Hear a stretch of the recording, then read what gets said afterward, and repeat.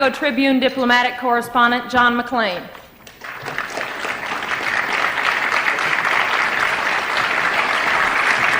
Thank you.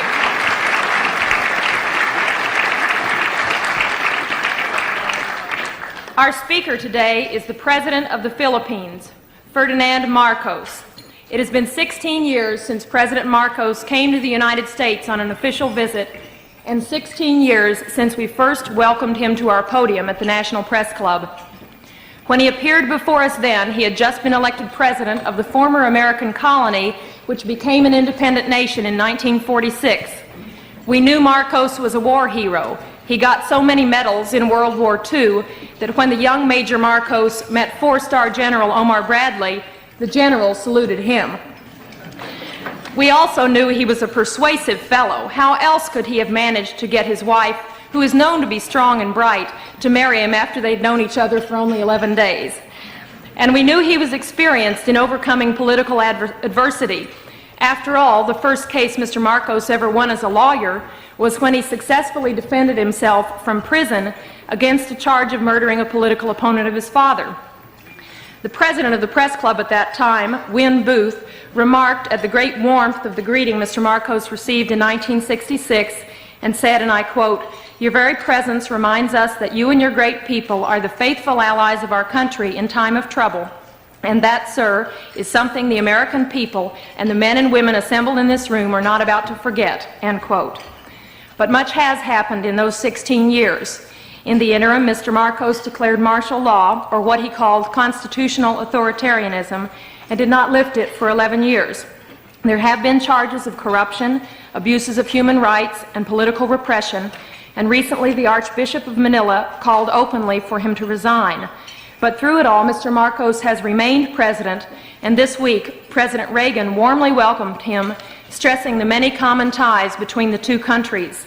The New York Times recently said, quote, "In a country that is deeply sensitive to style, Ferdinand Marcos has it, and it has allowed him to take the sweeping actions that in essence converted the nation from an ill-functioning, raucous but free democracy into his personal fief and seemingly permanent possession," end quote. President Marcos comes to us today as the head of a nation with a long friendship with the United States, a nation considered crucial to America's defense strategies in Asia. We are eager to hear what Mr. Marcos has to say. It's my pleasure to present to you Ferdinand Marcos, President of the Philippines.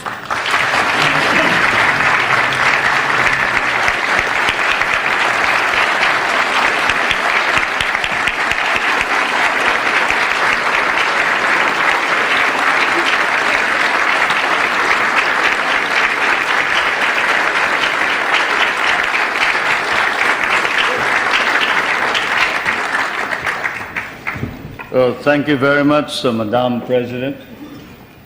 Distinguished guests, my friends.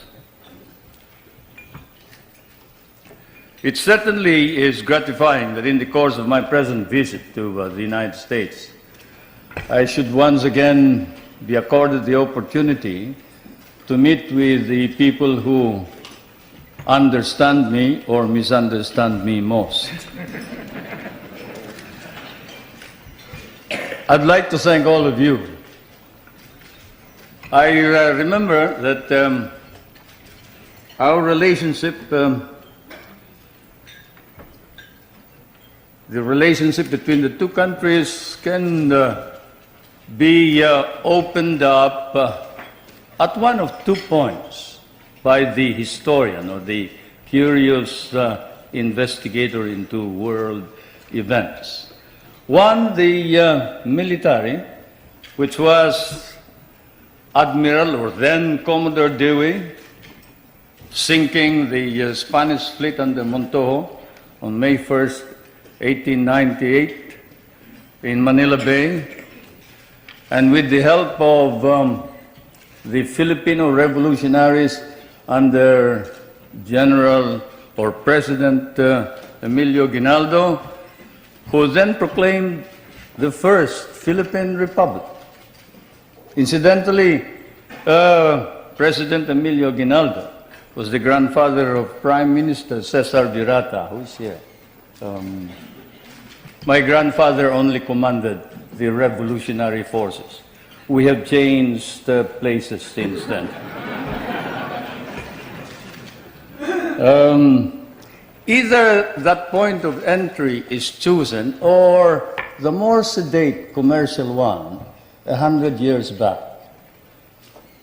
1796, the brig Astrea, sailing out of Salem, Massachusetts, towards Lisbon, and then to Manila, selling her wares there for 5 months, carrying that amateur and self-taught mathematician and navigator, Nathaniel Blow-Ditz, whom you must have heard, who later, in 1806, authored The Practical American Navigator, for he had discovered the simple way of determining longitude through the long voyage across the Pacific. The American government bought the rights after 2 editions, and it has become standard text for all those who study salesmanship from Kings Point to Annapolis. Either way, it has been dramatic and historic, and it was always to be so. There was always extreme on both sides, enmity, if not enmity, extreme friendship, a relationship of love, hate, and this is my fate and destiny. I thank you all for this privilege and this honor. It may be said that an official journal like mine ought always to visit with this press association, for, as someone once observed correctly, the American press is, of course, the 4th branch of government in this country. And then also it is well to remember that the so-called solicitude with which Americans regard developments in the Philippines is perhaps now more pronounced than in the devoted reportage by the American press on our country. This keen of the American interest of the American press notwithstanding, there is, I fear, some confusion in this country of what is happening in the Philippines today. It has been one of the shocks I encountered while preparing for my present journey, and also upon arrival here in Washington, to read in one of your outstanding papers a statement to the effect that the Philippines is still under military rule, which it is not, and that there is no civil government. Such misstatements, whether intended or otherwise, conveniently merge with more accurate reporting about the true situation in the country, resulting in much confusion and misimpressions about our country, require clarification. So perhaps I should begin by stating first a few basic facts about our country without too much embroidery. The Philippines is a republican state with a duly elected government at national and community level. We have a national constitution duly drafted by a constitutional convention elected and convened in 1970 and duly ratified by our people in 1973.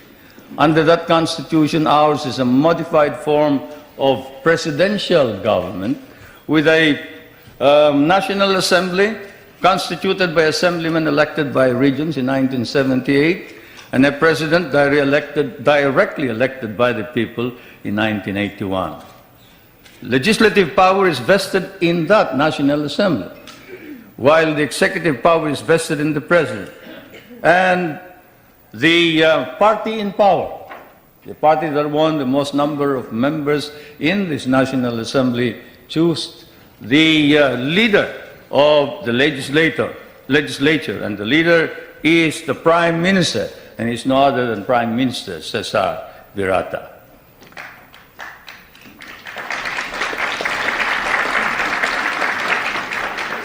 We have an independent judiciary which is under the full supervision of a Supreme Court. While it is claimed that human rights are not protected by the courts, or that civil rights are not duly enhanced